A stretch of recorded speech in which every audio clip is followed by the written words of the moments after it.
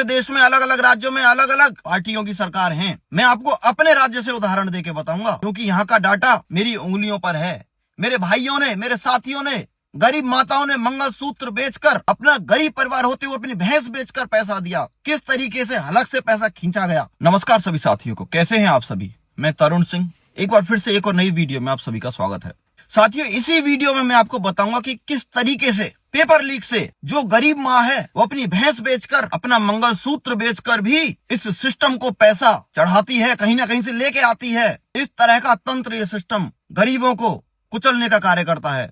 इसी वीडियो में बताऊंगा। साथियों, आज 11 तारीख है और सुबह जगते ही सबसे पहले मैं ये वीडियो बना रहा हूँ। कल जो झारखंड में छात्रों के साथ हुआ है गलत, उसकी मैं कठोर निंदा करता हूँ। छात्रों की मांग क्या है? छात्र सिर्फ बोल रहे हैं कि सीबीआई जांच करा दो, जो परीक्षा में धांधली हुई है सीबीआई जांच करा दो। अगर छात्र सिर्फ जांच की बात कर रहे हैं, इसमें गलत क्या है? सीबीआई जांच कराइए, निष्पक्ष जांच अगर उसकी होगी तो। अगर एग्जाम जो छात्रों का हुआ है अगर वो लीक नहीं हुआ तो सीबीआई में आ जाएगा ना जांच में। तो सरकार डर क्यों रही है? झारखंड की जांच से क्यों डर रही है? अगर पेपर लीक नहीं हुआ है, धांधली नहीं हुई है, तो उसमें डरने की जरूरत क्या है? सीबीआई जांच से क्यों भाग रही है झारखंड सरकार? जो छात्र शांतिपूर्ण धरना प्रदर्शन कर रहे थे, उनके ऊपर लाठी बरसाना कठोर निंदनीय है। गांधीवादी विचारधारा को कुचलने का कार्य मत कीजिए। सीबीआई जांच कराने में क्या गुरेज है? साथियों, अभी देश भर में जिस तरीके से पेपर लीक हो रहे हैं और वो बहुत आम हो गए हैं, बहुत ही गंभीरता का विषय है।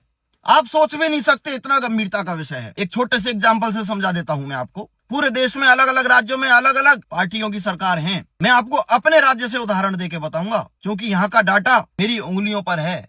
मेरे भाइयों ने, मेरे साथियों ने, गरीब माताओं ने मंगलसूत्र बेचकर, अपना गरीब परिवार होते हुए अपनी भैंस बेचकर पैसा दिया। किस तरीके से हलक से पैसा खींचा गया, मैं आपको अपने ही राज्य का बता देता हूँ। साथियों, अभी लोकसभा चुनाव हुए थे, उससे पहले उत्तर प्रदेश पुलिस की भर्ती हुई थी। आप इंटरनेट पर सर्च कीजिए, 50 लाख बच्चों ने फार्म भरा था। 50 लाख, 48, 49 या 50 लाख के लमसम बच्चे थे। अगर किसी गरीब माँ से ये बोल दिया जाए, किसी गरीब बच्चे से ये बोल दिया जाए कि मैं आपको क्वेश्चन पेपर एग्जाम से एक दिन पहले ही दे दूंगा, जो अमीर बच्चा है इमीडिएटली 10-10 लाख रुपए में पेपर खरीद लेगा। उसको जब भरोसा दिला दिया जाएगा कि गारंटी है पेपर तुझे मिलेगा, वही पेपर एग्जाम में आएगा, 10-10 लाख रुपए अमीर बच्चा दे देगा।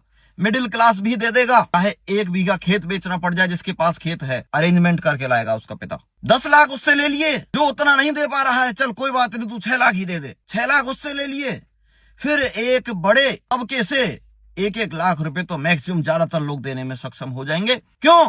क्योंकि बच्चे के और परिवार के भविष्य का सवाल है। इसके बाद जो माँ गरीब है, खाने के लिए नाज नहीं है, उसके पास 4-5 बकरियां हैं, अगर उसको बोल दिया जाए कि तेरे बेटे को एक दिन पहले पेपर मिल जाएगा, तो सारी बकरियों को बेच देगी, अपनी भैंसों को बेच देगी, लेकिन 50,000 रुपए में तो पेपर जरूर खरीद लेगी। जिसके पास कुछ नहीं है, सिर्फ मंगलसूत्र बचा हुआ है, मंगलसूत्र बेचकर वो अपने बेटे के लिए पेपर खरीदेगी। क्यों? क्योंकि परिवार की और उसके बेटे की जिंदगी सुधरने जा रही है। इस तरीके से मान लीजिए 50 लाख नहीं, 40 लाख बच्चों ने 10-10, 5-5 लाख नहीं दिए होंगे, एक एवरेज निकाल लीजिए, 1-1 लाख रुपए प्रति बच्चे से अगर खींचा गया होगा हलक में से, एवरेज निकाल लीजिए आप। कुछ ने 50-40 हजार में पेपर खरीदा, कुछ ने 8-10 लाख में खरीदा, लेकिन 1 लाख रुपए का एवरेज लीजिए और 40 लाख बच्चों ने अगर पेपर खरीद लिया, क्या कोई खरीदना नहीं चाहेगा पेपर? अगर एक दिन पहले मिलेगा तो बताएगा भी नहीं, खरीदेगा। गरीब जनता के हलक में से खींच लिए गए, जिसके पास कुछ नहीं है उससे भी खींच लिए गए। मैं आपको ये फिगर इसलिए बता रहा हूं ताकि आपको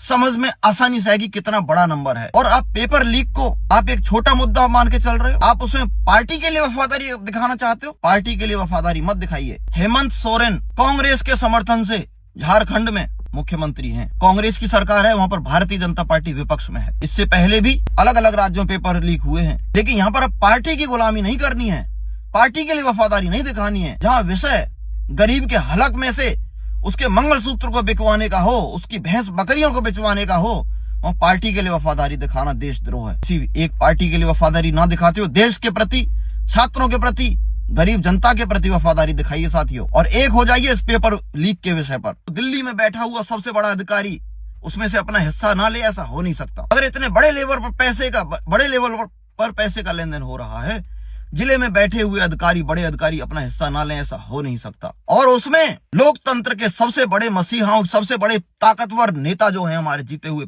जो नेता हैं, उनकी उसमें हिस्सेदारी ना रही हो, उनकी रजामंदी ना हुई हो, उनकी रजामंदी के, इसलिए मैंने उसमें से सभी को बट के आप लगा लीजिए, सभी का इच्छाएं पूर्ति की गई होंगी जरूर। आपने इस एंगल से कभी इस चीज को सोचा था कि पेपर लीक कितना बड़ा विषय है? इसमें बीजेपी, कांग्रेस, आम आदमी पार्टी, इन सब चीजों को मत कीजिए। पूरा देश एक होइए और पेपर लीक के विषय को गंभीरता से लेते हो। जिस तरीके से अंग्रेजों से लड़ाई लड़ी गई थी, इस पेपर लीक के खिलाफ भी उसी तरीके से लड़ाई लड़ने की जरूरत है। सभी को देशभक्ति दिखाने की जरूरत है। साथियों, अपने कमेंट्स, अपने विचार कमेंट बॉक्स में जरूर लिख दें। साथियों, आप सभी के कमेंट्स का स्वागत है। मुझे इंतजार रहेगा। साथियों, बहुत बहुत धन्यवाद।